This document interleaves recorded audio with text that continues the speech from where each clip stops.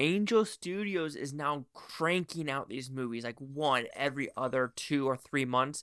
The last one, Homestead, I was not a fan of it whatsoever. So I was a little bit cautious about Brave the Dark. I didn't need to be. This is a good one.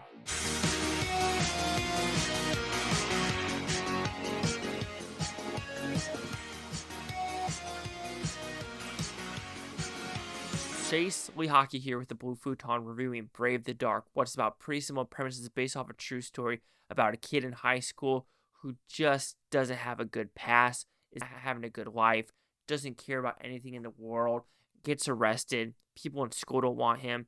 He's a fugitive. We don't want him. He's just bad news bears. But there's a teacher who's like, you know what? We're teachers? We're school. We're supposed to help these students. Like, do we even know where he's at?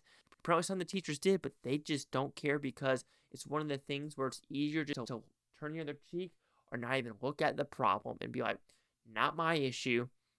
Those type of people are the bad news bears. Those are the true bad news bears in this world.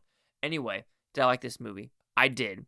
Yes, again, you could say it's conventional. Yes, you could say the Angel Studios are coming out with kind of the same movies over and over again where you have someone like an issue with someone parole, someone that's just not having a good life, and there is a one or two figures that lift that person's up from darkness to light. Is that this movie? Absolutely. But I do think it's told in a little bit different route of like not just the kid, but the teacher as well as losing his mother and not having anyone else and kind of spoiling this kid and kind of like making himself feel good just in a little bit of like moments, especially this Christmas scene is really good actually, where it's like, it's kind of silly, but the more you think about this Christmas scene, the more you think of like, yeah, not everyone has the greatest Christmas. Some people don't even celebrate Christmas because, not because of the religious aspects, but just because of money or issues with the family or etc. etc.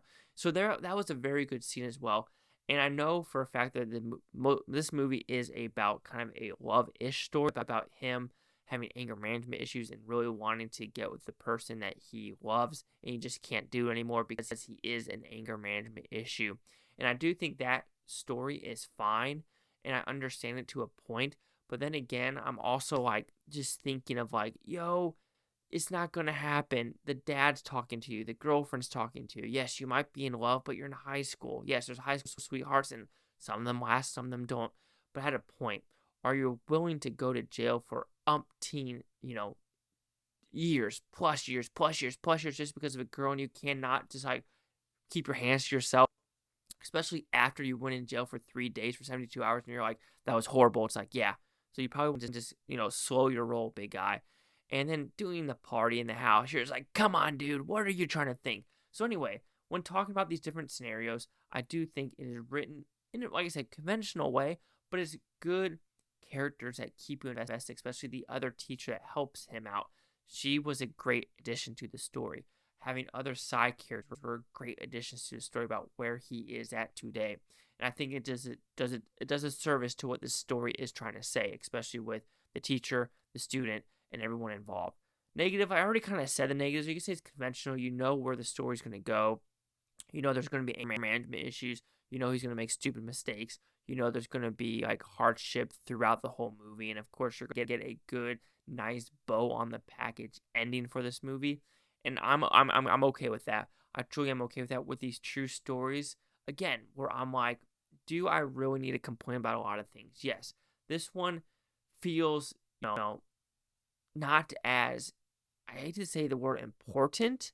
It's a very important story. But I will say one thing. That might sound like a negative what I'm talking about. But my tone did change when he talked about what he witnessed with his mom and dad. That's when I said, okay, that story changes way more for me to think, oh shit.